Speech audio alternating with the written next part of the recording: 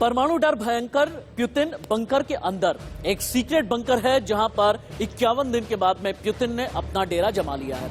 प्यूतिन अपनी फौज के साथ में है, प्यूतिन अपने इंटेलिजेंस एजेंसी के साथ में है। प्यूतिन ने अपनी फौज को यह कह दिया है कि अगर रशिया का युद्धपोत यूक्रेन ने तबाह किया है तो फिर यूक्रेन को सबक ठीक तरीके से सिखाना जरूरी है। हुआ क्या है पहले यह समझिए, उसके बाद हम अपने शो की शुरुआत करेंगे। ब्लैक सी यानी काला सागर, वहां पर मॉस्को नाम का युद्धपोत डिप्लॉय किया हुआ था पिछले 51 दिन से। रशिया ने युद्धपोत के जरिए यूक्रेन पर अटैक किया जाता था, लेकिन यूक्रेन ने अपने नेपच्यून मिसाइल के जरिए युद्धपोत को तबाह कर दिया। और कहा यह जा रहा है कि रशियन नेवी के कई ऐसे फौजी हैं जिनकी शहादत हुई है और इसीलिए प्यूतिन बौखलाए हैं।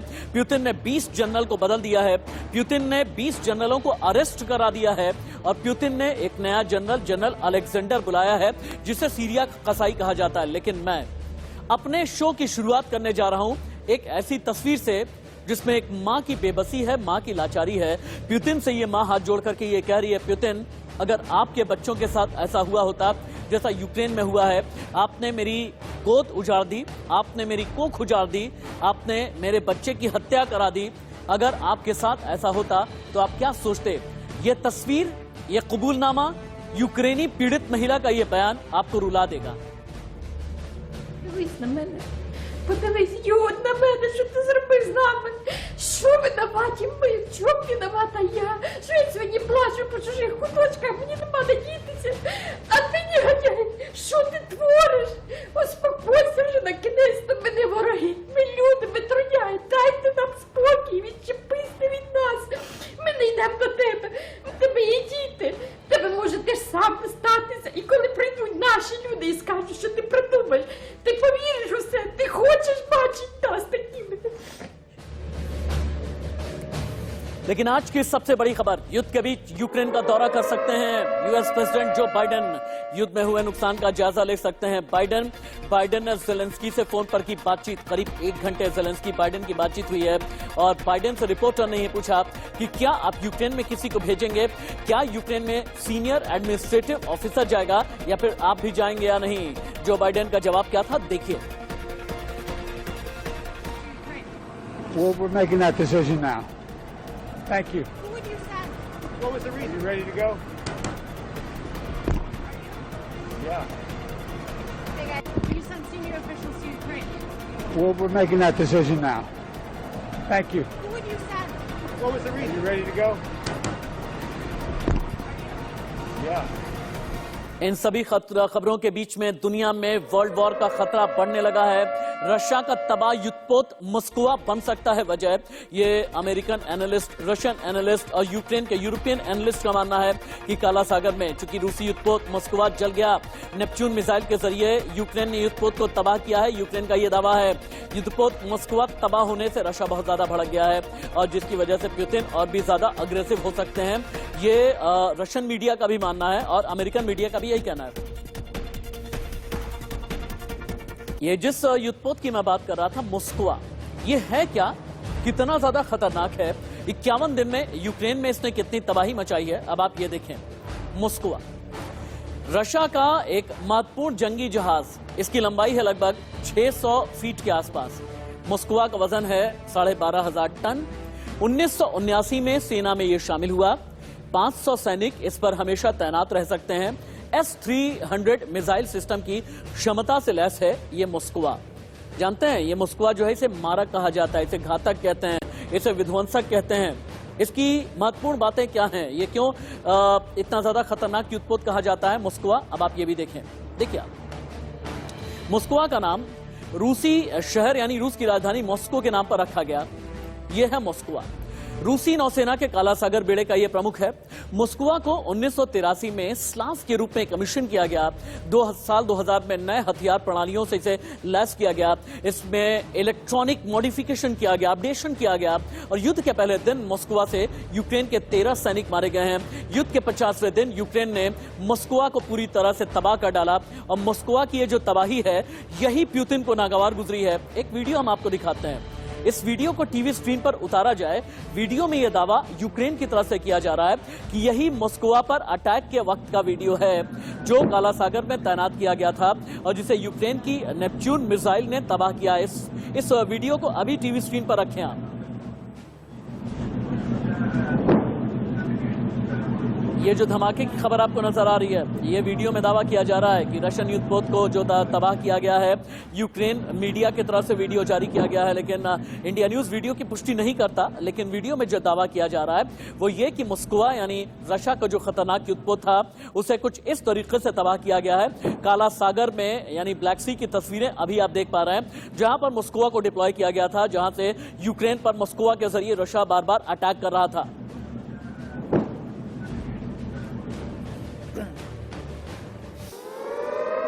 लेकिन जंग को लेकर पुतिन और उनके सेना के अफसरों में मतभेद उभरने लगा है। यूक्रेन जंग में जीत न मिलने से पुतिन बहुत ज्यादा नाखुश हो गए हैं। डेली मेल के हवाले से बहुत बड़ी खबर आई है, पुतिन ने अपने 20 जनरल्स को गिरफ्तार कर लिया है। यूक्रेन जंग लंबी खिंचने से पुतिन बहुत ज्यादा नाराज हैं, बहुत ज्यादा फ्रस्ट्रेट हो गए हैं। पुतिन को समझ में नहीं आ रहा कि क्या करें क्या नहीं, और इसीलिए रशियन जनरल्स को गिरफ्तार किया गया है, ये कहते हुए कि आप लोगों ने युद्ध में कामयाबी नहीं पाई है। 51 दिन का युद्ध खिंच गया है, यही एक वजह है कि 20 रशियन जनरल्स को गिरफ्तार किया गया है। पुतिन ने ये कहा कि आप लोगों की वजह से 7 जनरल की हत्या हो गई, आपकी वजह से मुझे जनरल अलेक्जेंडर को बुलाना पड़ा जो सीरिया में तैनात किए गए थे, सीरिया कसाई जिन्हें कहा जाता है। 20 जनरल को पुतिन ने गिरफ्तार करा दिया है।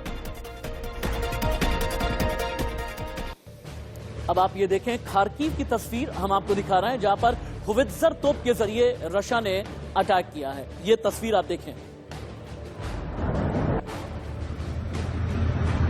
ये खार्किव का एक्सटीरियर इलाका है। रिमोट लोकेशन का ये वीडियो हम आपको दिखा रहे हैं जहां पर डिप्लॉय होवित्जर तोपों को किया गया है। होवित्जर तोप के जरिए रशिया अटैक कर रहा है खार्किव के अंदर यानी शहर के बिल्कुल बीचों बीच, और होवित्जर तोप के जरिए पहले टारगेट सेट किया जाता है, टारगेट सेट करने के बाद फिर अटैक किया जाता है। होवित्जर तोप की वजह से खार्किव में जगह जगह तबाही हुई है। जितने भी इस्टेब्लिशमेंट हैं, जितने भी गवर्नमेंट इस्टेब्लिशमेंट हैं, उन्हें भी इसी होवित्जर तोप के जरिए तबाह किया गया है।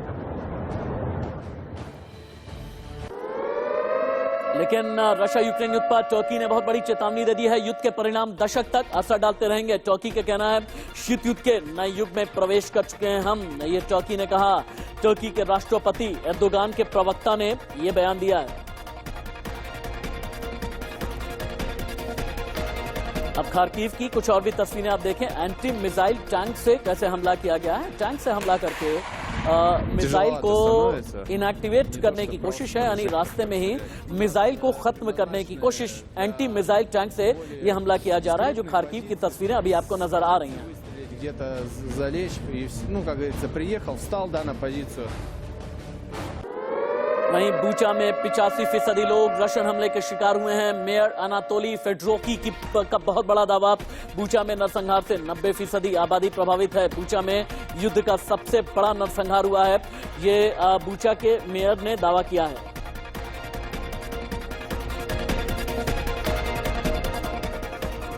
रशियन अटैक में कीव का फायर स्टेशन किस तरह से लगभग 6 घंटे पहले तबाह हुआ है। अब ये तस्वीरें आप देखें, ये तस्वीरें हैं कीव की जहां पर फायर स्टेशन तबाह हो गया है रशियन अटैक में। और उसके बाद हालांकि जो यूक्रेन में डिजास्टर रिस्पांस फोर्सेस हैं वो मलबा हटाने की कोशिश कर रहे हैं। वो लोग ये जानने की कोशिश कर रहे हैं कि कितना बड़ा हमला किया गया, कितनी बड़ी तबाही हुई है। अभी ये टीवी स्क्रीन पर रखें, ये बहुत स्ट्रांग विजुअल्स हैं। फायर स्टेशन को तबाह किया गया है। आप अगर जगह जगह के निशान देखेंगे ना, जैसे गड्ढे आपको नजर आ रहे हैं, जितने भी जिन जिन जगह पर भी यानी मिसाइल अटैक किया गया है, मिसाइल अटैक, इसके अलावा गोलीबारी की गई है और अब वहां से मलबा हटाया जा रहा है।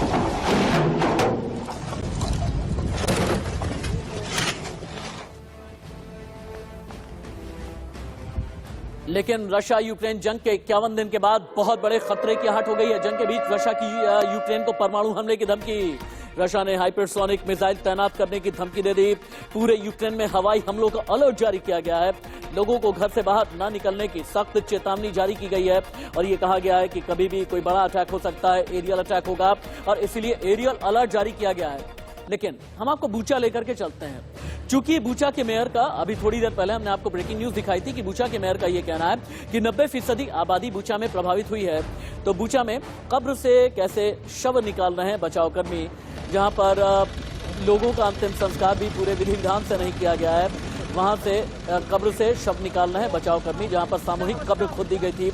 ये बूचा नरसंहार की तस्वीरें हैं और अभी भी बूचा पूरी तरीके से बर्बाद है, तबाह है और किसी को भी अंदाजा नहीं है कि आगे आने वाले दिनों में क्या होगा, क्योंकि बूचा पर अटैक अभी भी कभी सुबह में, कभी दोपहर में, कभी शाम में रशिया की तरफ से किए जा रहे हैं।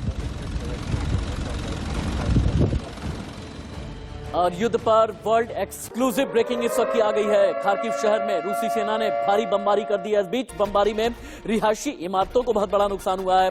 बमबारी के बाद अफरा तफरी मच गई है, कई लोग घायल हो गए हैं। इस वक्त की बिग ब्रेकिंग।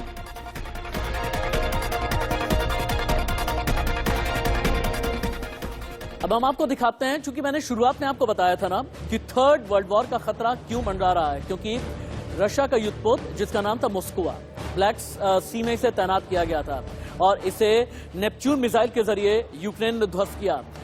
यूक्रेन की नेपच्यून मिसाइल विनाशक है, विध्वंसक है, विस्फोटक इसे कहा जाता है।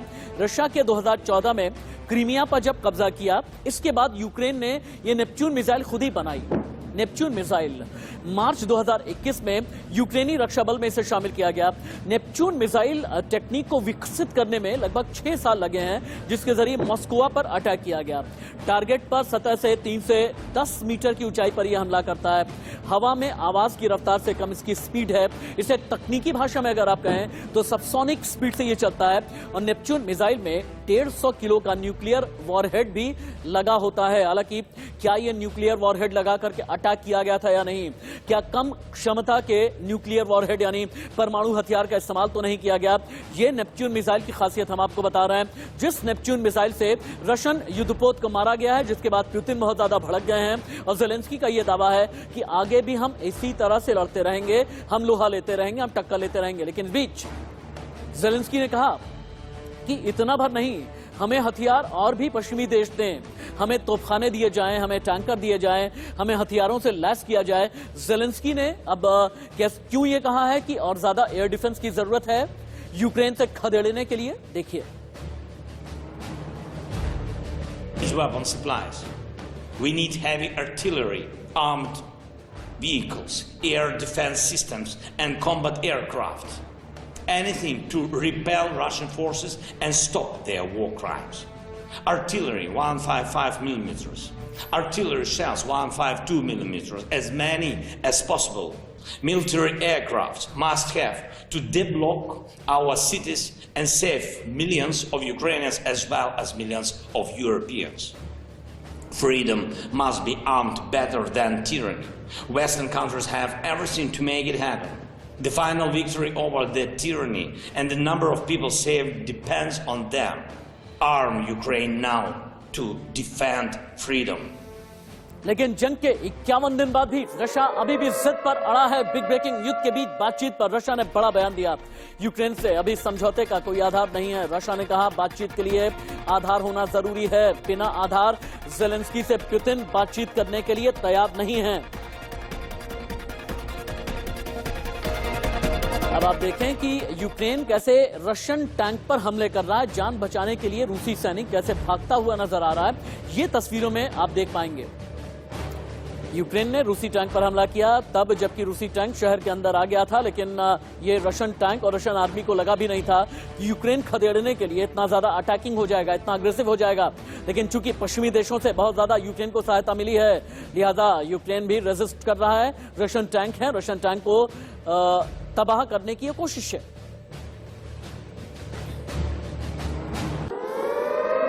लेकिन कीव पर रशिया के मिसाइल हमले रुकने का नाम नहीं ले रहे। एक बार फिर से अटैक शुरू हो गए हैं। कीव के आसपास रूसी सेना के लगातार 7 धमाके हुए हैं। ठीक 20 मिनट पहले खिरसोन में भी रूसी सेना ने ताबड़तोड़ हमले किए। खार्किव शहर में रात भर रशियन फौज ने बमबारी की। कीव, खार्किव, खिरसोन में बहुत बड़ी तबाही हुई है।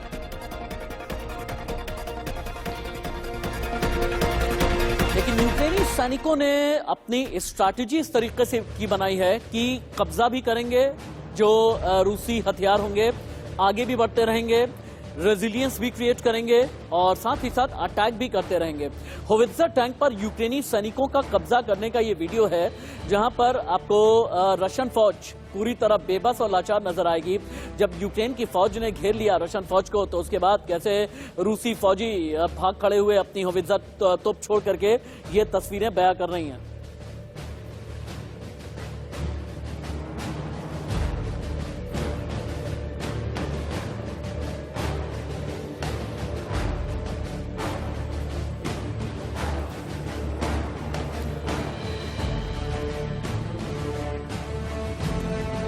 इस बीच एक बड़ी खबर है रशिया यूक्रेन जंग को लेकर के।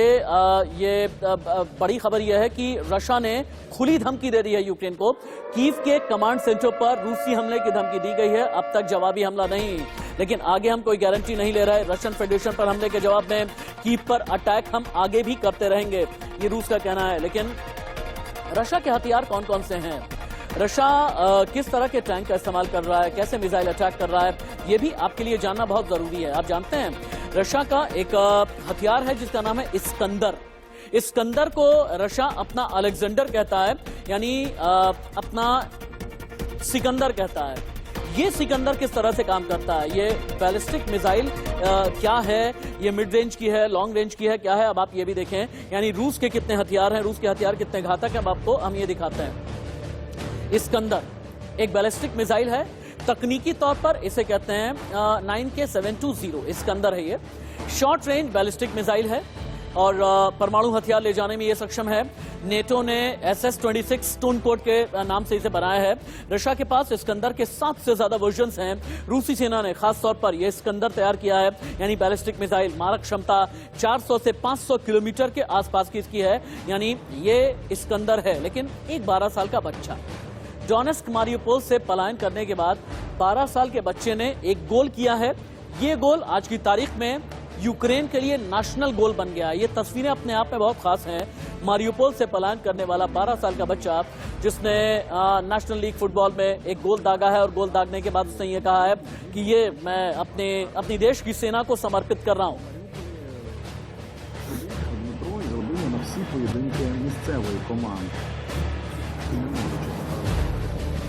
अब आपको हम नेपच्यून के बारे में कुछ और भी बताते हैं। वो नेपच्यून जिसने मॉस्को को मारा। नेपच्यून कितना घातक रहा, यूक्रेन ने नेपच्यून का किस तरह से इस्तेमाल किया है। यानी हम आपको रशिया के हथियार दिखा रहे हैं, हम आपको यूक्रेन के हथियार दिखा रहे हैं। यूक्रेन का सबसे बड़ा हथियार Neptune missile, anti ship cruise missile है नेपच्यून। नेपच्यून का design Russian KH-35 cruise missile जैसा है। Neptune anti ship cruise missile की लंबाई है लगभग 4.5 मीटर। 300 किलोमीटर तक नौसैनिक जहाजों को नष्ट करने में यह सक्षम है। हवा, जमीन, पानी, हर जगह से नेपच्यून दागा जा सकता है। Neptune anti ship cruise missile का वजन 870 किलो है। दुश्मन के रडार की नजर से बचने में एक्सपर्ट है। टर्मिनल फेज में सतह से 10 से 15 मीटर की ऊंचाई पर यह नेपच्यून उड़ा करता है, इसकी ये खासियत है। लेकिन इस बीच 51 दिन की जंग के बीच डराने वाली बड़ी खबर आ रही है, और ये डराने वाली जो खबर है वो ये बताती है कि रशिया ने स्वीडन फिनलैंड को दी है परमाणु हमले की चेतावनी। स्वीडन फिनलैंड के नेटो में जाने पर चेतावनी दी। फिनलैंड नेटो में शामिल हुआ तो हम एक्शन लेंगे, ये रशिया का कहना है। स्वीडन में भी हाइपरसोनिक मिसाइल तैनात करेंगे, रशिया ने अपनी तरफ से ये बात बोली है।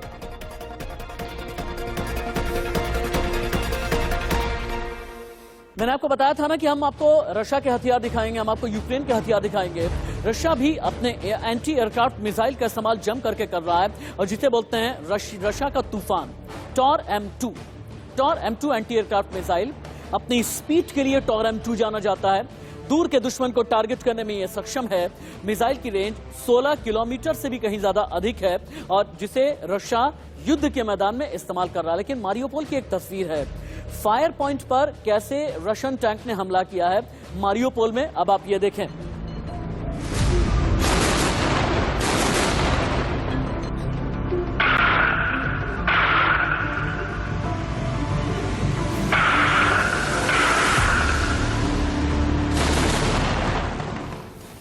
यूक्रेन से युद्ध में रशिया के नुकसान का बहुत बड़ा खुलासा। यूक्रेन से युद्ध में रूसी सेना को भारी नुकसान हुआ। युद्ध में रशिया के 40 बड़े सैन्य अधिकारियों की मौत हो गई है। ब्रिटेन के अखबार डेली मेल ऑनलाइन ने यह दावा किया है कि 40 बड़े अधिकारियों की मौत हुई है, जिनमें कई जनरल भी शामिल हैं। फिर से देखें, रशिया का एक और एलिगेटर यानी रशिया का अजगर यानी रशिया का सबसे बड़ा हथियार KA-52 एलिगेटर हेलीकॉप्टर है। ये बहुत ही ज्यादा खतरनाक है। जो तस्वीरों में यहां पर आपको नजर आ रहा है ये एलिगेटर है। रूसी सेना के सबसे ताकतवर हथियारों में से एक ये एलिगेटर। इसकी उड़ान अगर थोड़ा सा मैं आगे बढ़कर के आपको दिखाऊं, इसकी उड़ान जो है बाकी हेलीकॉप्टर से अलग है, बहुत ही ज्यादा इंपैक्टफुल है और दुश्मन को बहुत ज्यादा नुकसान पहुंचाता है ये एलिगेटर। इस एलिगेटर के बारे में थोड़ा सा मैं और बताता हूं आपको, इसको यहीं पर रखें। जो मनूवरिंग होती है, मनूवरिंग का मतलब ये होता है कि उड़ान भरने में कितने एंगल तक कोई भी हेलीकॉप्टर या जेट फाइटर जा सकता है। ये जो एलिगेटर है जिसे रशिया का अजगर कहा जाता है, ये एलिगेटर हेलीकॉप्टर मनूवरिंग 360 डिग्री तक भी कर लेता है और बहुत बार मनूवरिंग करने के साथ साथ एक एंगल पर अपने आप को यूं ऐसे करते हुए ये झुका भी लेता है। झुकाने का मतलब ये होता है कि सर्विलांस भी करता है, अटैक भी करता है और तो और बहुत बार सर्विलांस के अलावा अगर किसी फौजी को एयरलिफ्ट करना होता है तो फिर एयरलिफ्ट भी करता है, या फिर अगर दुश्मन फौजी कब्जे में आ जाता है तो उसे भी एयरलिफ्ट लेकर के आता है। और एलिगेटर जो है ये दुनिया का पहला एलिगेटर हेलीकॉप्टर है जिसमें न्यूक्लियर वॉरहेड्स भी लगे होते हैं, जिसमें ऐसे ऐसे हथियारों से ये लैस होता है जो तकनीकी तौर पर एक कंट्रोल रूम में बैठ करके रशियन फौज अपने कंट्रोल रूम के जरिए ही पूरी तरह से उस पर अपना कब्जा करने की कोशिश या उसे ऑपरेट करने की कोशिश करते हैं। ये एक एलिगेटर हेलीकॉप्टर की खासियत होती है। लेकिन एक रशिया से लड़ाई के लिए एक दिव्यांग अगर तैयार हो जाए, आप क्या कहेंगे? दिव्यांग का हौसला दिखाती हुई यह तस्वीर पूरी दुनिया के लिए अपने आप में एक जज्बा है। ये स्टिल पिक्चर हमारे सामने आई है, लेकिन एक दिव्यांग है, यूक्रेन के रहने वाले बुजुर्ग हैं। उनका ये कहना है कि मैं एक जमाने में फौजी था, मैंने अपने पांव गंवाए, लेकिन अभी भी युद्ध लड़ने के लिए मैं तैयार हूं। रशिया से लड़ाई के लिए तैयार है ये दिव्यांग। लेकिन जंग के बीच जेलेंस्की या जो बाइडेन के बीच एक बार फिर से बातचीत हुई है। बाइडेन ने जेलेंस्की से मदद का वादा किया, यूक्रेन को घातक हथियारों की खेप देंगे। बाइडेन ने कहा $800 मिलियन की आर्थिक मदद भी हम देंगे। जो बाइडेन ने यह दावा किया है। इसी बड़ी खबर के साथ एक छोटा सा ब्रेक।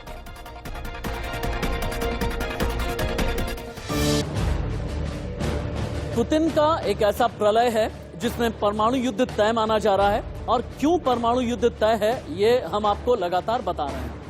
अब आपको हम ये दिखाते हैं कि रशिया के हथियार कितने घातक हैं, हम दिखा चुके हैं, लेकिन यूक्रेन के पास में कौन कौन से हथियार हैं जिसकी वजह से यूक्रेन 51 दिन तक टिका हुआ है। यूक्रेन अपने हथियारों को कहां कब किस तरीके से इस्तेमाल करता है, टैक्टिकली यूक्रेन क्या क्या कर रहा है, अब आप ये जानें। और इनमें यूक्रेन का एक ब्लेड है जिसे बोलते हैं स्विच ब्लेड कामिकाजे, कातिल कहा जाता है इसे। यूक्रेन का खतरनाक स्विच ब्लेड कामिकाजे ड्रोन है। डायरेक्टेड होता है, निर्देशित क्रूज मिसाइल और अनमैन्ड एरियल व्हीकल, इन दोनों को ही मिक्स करके ये कामिकाजे बनाया गया है। दो वेरिएंट हैं, switch blade 300, switch blade 600। Switch blade drone की रेंज करीब 40 किलोमीटर के आसपास की है। रडार की जद में आए बिना दुश्मन पर सीधे स्विच ब्लेड अटैक करता है। स्विच ब्लेड कामिकाजे ड्रोन की लंबाई लगभग 1.25 मीटर होती है। वजन बहुत कम है, 6 पाउंड यानी लगभग 2.5 किलो, 2.5 से 3.5 किलो के आसपास का इसका वजन होता है। और इस ड्रोन के जरिए बहुत ही ज्यादा रशिया को यूक्रेन परेशान कर रहा है। लेकिन एक हम आपको तस्वीरें दिखाते हैं। पोलैंड की तस्वीर है।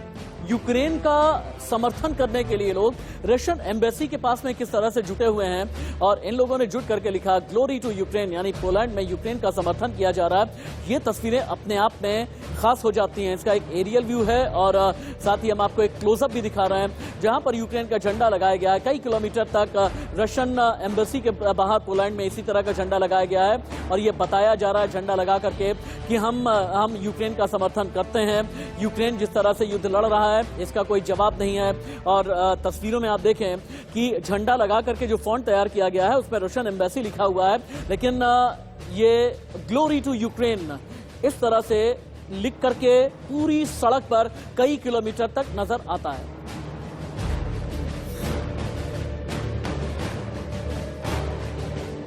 अब फिर से हम हथियार की बात करते हैं। जेलेंस्की के पास में यानी यूक्रेन के पास एक और घातक और विनाशक हथियार है जिसे बोलते हैं javelin anti armour system. Ukraine के पास ये है। जेवलिन में इंफ्रारेड सेंसर लगे होते हैं। टारगेट खोजने के लिए हवा में थर्मल इमेजिंग का ये इस्तेमाल करता है। चलाने के लिए केवल एक सैनिक की जरूरत होती है। जेवलिन मिसाइल की मारक क्षमता से अचूक है। जेवलिन मिसाइल कंप्यूटर से भी गाइडेड होता है। अब तक रशिया के 444 टैंकों को ये नष्ट कर चुका है। और अगर आप यहां पर, मैं थोड़ा सा अगर इधर आ जाऊं, ये जो आपको नजर आ रहा है ना जेवलिन, जेवलिन का मतलब ये होता है जो भाला, यानी एक जो भाला फेंक प्रतियोगिता होती है ना जेवलिन, जिसका एक पाथ होता है। अगर एक एंगल से लेकर के यूं से अटैक कर दिया जाए तो जा करके सीधे ये जो भी टारगेट होता है उसे हिट तो करता ही करता है और कई मीटर अंदर तक ये जमीन को भी तबाह कर देता है। और यही जो जावलिन है, यानी ज़ेलेंस्की का जो जावलिन है, ये रशिया के खिलाफ बार बार इस्तेमाल किया जा रहा है। ब्लैक सी के पास से इस्तेमाल किया जाता है, खार्किव के बाहरी इलाकों से इस्तेमाल किया जा रहा है, खिरसोन, लीव, लवीव, हर जगह ही टैक्टिकली इसका इस्तेमाल किया जा रहा है। लेकिन जंग के हो गए हैं 51 दिन। 51 दिन में यूक्रेन लगभग 51 साल पीछे चला गया है। रशिया ने भी इतना नुकसान उठाया जितना उसने शायद ही कभी उठाया हो। यूक्रेन की फौज ने रशिया के एक बड़े युद्धपोत को मारकर खलबली मचा दी है और ऐसी खलबली जिसकी वजह से पूरी दुनिया ये मानती है कि ये थर्ड वर्ल्ड वॉर यानी तीसरे विश्व युद्ध की आहट है।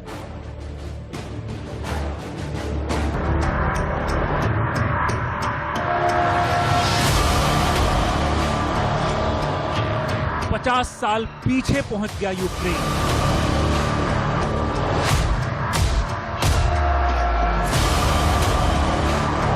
करीब 50% जीडीपी यूक्रेन की डाउन हो गई।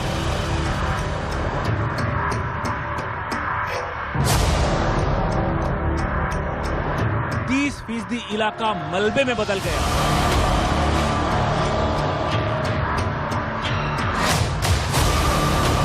%30 फर्म पूरी तरह से बंद हो गए।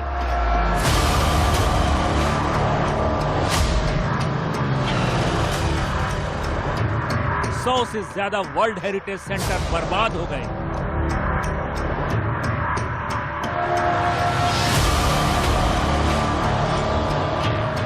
$5 लाख करोड़ का इंफ्रास्ट्रक्चर तबाह हो गया।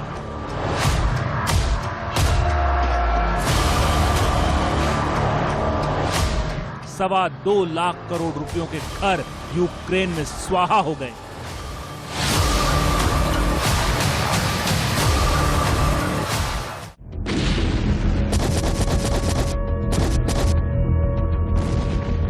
अब इस बर्बादी को फिर से बसाने और खड़ा करने के लिए यूक्रेन को कम से कम 50 लाख करोड़ रुपयों की जरूरत पड़ेगी।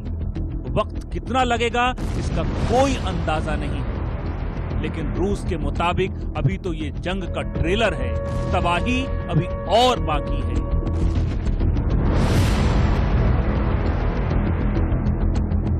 Тот блицкриг, на который рассчитывали наши недоброжелатели, он, конечно, не состоялся. Это очевидно. Наша финансовая система, промышленность работают ритмично. Главное даже не трагические события, происходящие на Донбассе и Украине. Ведь это не главное. Много раз говорят, что Соединенные Штаты готовы воевать с Россией до последнего украинца. И там говорят, и у нас говорят. На самом деле так оно и есть. Но вот такая непоследовательность по принципиальным вопросам создает известные трудности для достижения окончательных договоренностей, приемлемых для всех на переговорном треке. И пока этого не будет, операция будет продолжаться военная до ее полного завершения.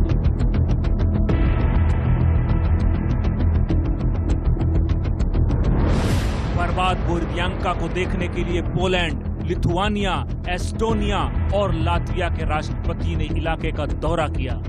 ये नेता पुतिन पर इस कदर बरसे मानो गुस्सा बेकाबू था। इन्होंने नरसंहार को आतंकवाद बता दिया और पुतिन पर मुकदमा ठोकने की बात कर दी।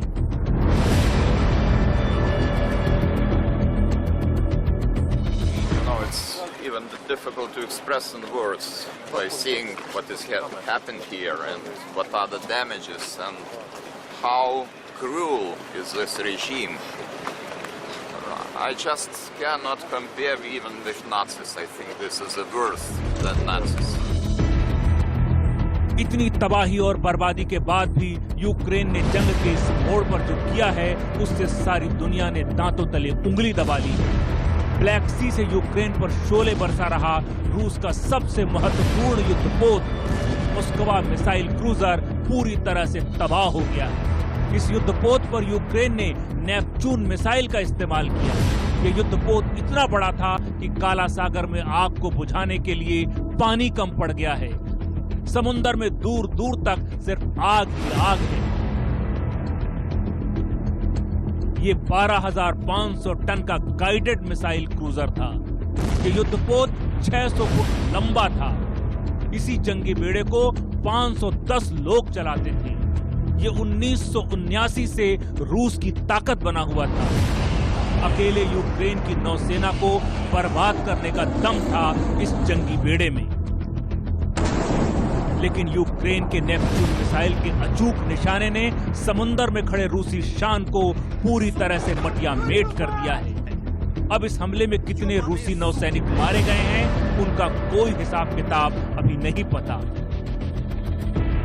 ये आग, ये बर्बादी, ये तबाही अभी दुनिया के सारे कीर्तिमान ध्वस्त करने जा रही है। क्योंकि इस जंग में अब अमेरिका ने पिछले दरवाजे से एंट्री मार दी है। क्योंकि अमेरिका यूक्रेन को 6,000 करोड़ रुपए का मिलिट्री साजो सामान देने जा रहा है, जिसमें तोपें हैं, बख्तरबंद गाड़ियां हैं, जिसमें खतरनाक हेलीकॉप्टर्स हैं और इसके अलावा और भी कई खतरनाक हथियार हैं।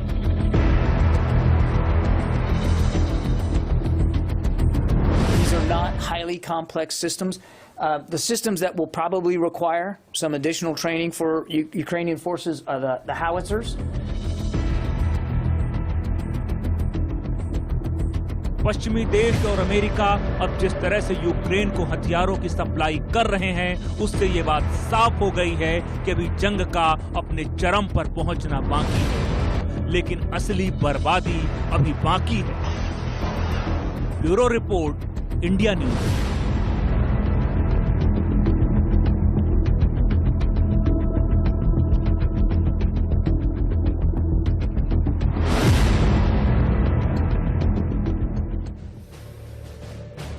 लेकिन 51 दिन की जंग को बड़े कैनवास पर समझना जरूरी है कि 51 दिन में कितनी तबाही हुई है।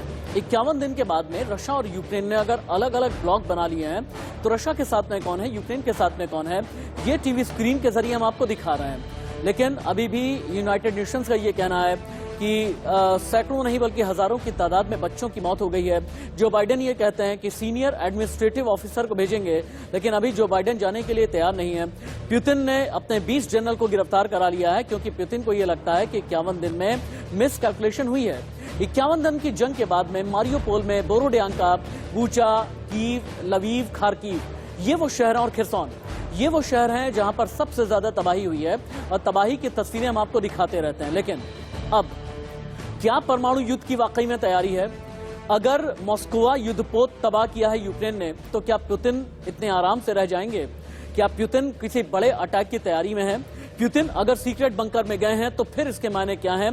पुतिन सीक्रेट बंकर में किस तरह की स्ट्रैटेजी बना रहे हैं, रणनीति बना रहे हैं? इस पर मेरी 5 मिनट की डिबेट है। मेरे साथ में defence expert, foreign policy expert, former diplomat, हर कोई जुड़ेगा। देखिए 5 मिनट की डिबेट।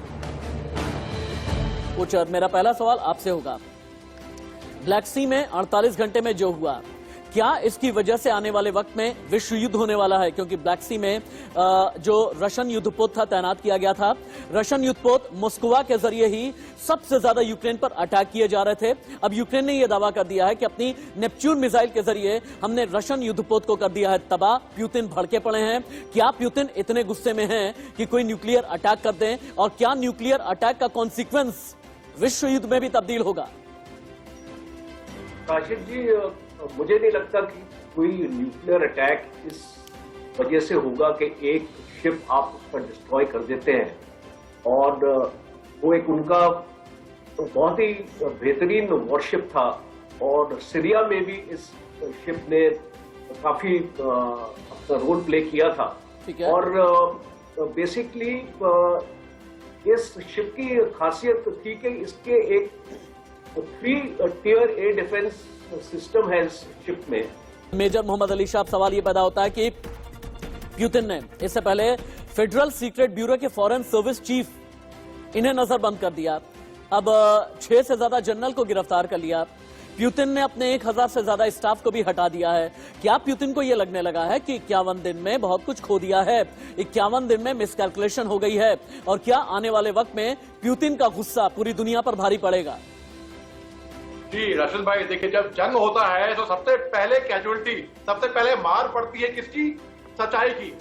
जी। कौन कितने सच्चे तरीके से झूठ बोल पा रहा है, कौन जिस तरीके से झूठ बोल पा रहा है, तो एक तरीके से उसका काफी वेट होएगा उसमें। ठीक है। क्योंकि जंग केवल डिस्ट्रक्शन ही नहीं है इसका मकसद। इसका मकसद है कि प्रोजेक्शन, एक दुनिया में एक चीज कहना कि भाई हम यहाँ पे जंग जीतने आए थे। जी हाँ, इसमें कोई शक की बात नहीं है कि प्रेसिडेंट पुतिन ने कई चीजें मिसकैलकुलेट करी थी, वो भाप नहीं पाए थे एक तरीके से। हालांकि उनकी तैयारी काफी सालों से थी, 2014 से थी, लेकिन उसके बावजूद लेकिन मेजर शाह ये तो बहुत बड़ी बात है ना कि अपने 20 जनरल को गिरफ्तार करा लिया। इसका मतलब यह है कि रशियन आर्मी बुरी तरह से फेल हुई है, अगर डेली मेल की खबरें सही हैं तो। नहीं, आपकी बात दुरुस्त है। इसमें देखिए जंग में जीत किसी की नहीं होती, जो जंग छेड़ता है और जो जंग झेलता है, दोनों की हार होती है इसमें। और तो जंग कोई फायदा है ही नहीं, बल्कि प्रेसिडेंट पुतिन ने इस वक्त जो हमला करके यूक्रेन पे जो करा है सरासर बहुत ही गलत किया है। जंग है, हालांकि हाँ उनको प्रोवोकेशन थे, ये थे, मगर कोई हक नहीं बनता है। राशिद भाई, ये तो वो बात हो गई कि मेरे पास बंदूक है, आपके पास बंदूक नहीं है, और मैं आपसे बहस में जीत ना पाऊं तो मैं बंदूक निकाल के आपको ढाए गोली चला दूं, है ना राशिद भाई? डॉक्टर धीरज कौल को लेकर के आना जरूरी है। डॉक्टर धीरज कौल, सेकेंड वर्ल्ड वॉर के बाद में लंबा वक्त चला जब शीत युद्ध हमने देखा दो महाशक्तियों के बीच में। शीत युद्ध में हालांकि हम तटस्थ बने रहे, लेकिन एक तरफ अमेरिका खड़ा रहा, एक तरफ यूएसएसआर खड़ा रहा। क्या वाकई में शीत युद्ध का दौर लौटेगा? अगर शीत युद्ध का दौर लौटता है तो आगे आने वाले दिनों में दो महाशक्तियों का ब्लॉक पूरी दुनिया में क्या रहेगा? नमस्कार, thank you for having me on the show. आप बिल्कुल सही सवाल पॉइंट आउट कर रहे हैं, और आपके ही पैनल पे 24 फरवरी को हमने तब भी बताया था ये बहुत लंबी वॉर खींचेगी, ये 2, 4, 6 दिन की वॉर है ही नहीं। ठीक है। और अब बहुत डेंजरस मूव हो चुका है। अगर आप जानते हैं, फिनलैंड जिसकी बॉर्डर रशिया के साथ 810 माइल का है, 1300 किलोमीटर का, और स्वीडन, उन दोनों ने डिक्लेयर किया है कि वो नेटो ज्वाइन करने के लिए बहुत उत्सुक हैं और करना चाहते हैं। उसकी वजह है 1939 हिस्ट्री उठा के देखिए, फिनलैंड के ऊपर स्टालिन ने 50,000 सोल्जर्स भेजे थे, 4 मिलियन की आबादी, 40 लाख की आबादी के ऊपर। कुछ नहीं कर पाए, 1.5 साल तक वॉर चली, पूरा यूएसएसआर। बाद में 500,000 मतलब 5 लाख सोल्जर्स भेजे टू ओवरकम देम, तब भी जाके पीस ट्रीटी साइन हुई। 10% लैंड उन्होंने, फिनलैंड ने सोवियत यूनियन को दे दिया, बाकी अपने आप बचा के रखा। आज वो बहुत सेंसिटिव हो चुके हैं, और फिनलैंड और स्वीडन एक प्रॉपर यूरोपियन कंट्री है, और वो नेटो में अगर जाना चाहेंगे तो बहुत इश्यू आएगा। इसको लेकर रशिया ने चेतावनी जारी की है कि बाल्टिक सी, जिसको नॉन न्यूक्लियर रखा था, उसको वो न्यूक्लियर कर देंगे। चूंकि फार्मर डिप्लोमेट सुरेश गोयल जी भी मेरे साथ में हैं। सुरेश गोयल जी, सुबह से 3-4 खबरें निकल करके आ रही हैं। खबर यह है कि जो बाइडेन से रिपोर्टर ने यह पूछा कि आप देखें ना, न जाने कितने मुल्क के राष्ट्रपति जा रहे हैं, कीव जा रहे हैं, यूक्रेन का समर्थन करने के लिए जा रहे हैं, आप सैन्य मदद दे रहे हैं, आप जाएंगे या फिर नहीं? तो फिर ऐसे सवाल हालांकि जो बाइडेन टाल जाते हैं, कभी कहते हैं हाँ, कभी कहते हैं ना। लेकिन इस बीच जो बाइडेन ने यह कहा है सुरेश जी कि सीनियर एडमिनिस्ट्रेटिव ऑफिसर अमेरिका का यूक्रेन जाएगा। यह पहली बार है 51 दिन में जब यूक्रेन में अमेरिका का कोई अधिकारी सीधे तौर पर जाने वाला है। ये सिग्निफिकेंस क्या है, ये इंडिकेशंस क्या है, इसका महत्व क्या है? देखिए, 2-3 चीजें हैं। आपने जो सवाल पूछा है, अगर आप मेरे को बीच में रोके नहीं तो मैं 2 मिनट चाहूंगा ताकि मैं इसको ठीक से एक्सप्लेन कर सकूं, बट प्लीज रोकिएगा नहीं, वरना बात नहीं हो पाएगी मेरे से फिर। पहली बात तो आप ये ध्यान दीजिए कि प्रेसिडेंट बाइडेन ने 2 दिन पहले कहा है कि रशिया ने जो किया है यूक्रेन में वो जेनोसाइड है, और यूएस के लॉ के मुताबिक कहीं भी अगर जेनोसाइड होता है तो यूएस की फौजों को वहां पर हमला करने का इख्तियार होता है। ये बात आप समझिए। तो अगर प्रेसिडेंट जो बाइडेन बोलते हैं कि जेनोसाइड हुआ है, तो एक तरह से रास्ता खोला गया है कि अगर प्रेसिडेंट जो बाइडेन उनको ऑर्डर देंगे तो अमेरिकन फोर्सेस यूक्रेन जा सकती है। मेजर जनरल एजेबी जैनी, 51 दिन की जंग हो चली है, जंग जीतने के लिए टैक्टिक क्या इस्तेमाल की जाती है, मैं एक बार जानना चाहता हूं ताकि हम समझ पाएं कि लूपहोल कहां पर रह गया 51 दिन में। किसी भी लड़ाई में देखिए टैक्टिकल पॉज होता है, भले ही वो एडमिनिस्ट्रेटिव हो, लॉजिस्टिकल हो या चेंज ऑफ स्ट्रैटेजी हो। आमतौर पर ये टैक्टिकल पॉज 7 दिन, 10 दिन, 14 दिन में आ जाता है। ये मान लेता हूं मैं कि भाई अभी 51 दिन हो गए हैं, ये टैक्टिकल पॉज जो है ये बहुत देर में आया है। लेकिन अगर हम प्यूटिन की स्ट्रैटेजी को माने, अब वो दोबारा से रिवाइज ऑफेंसिव करने के लिए तैयारी कर रहे हैं।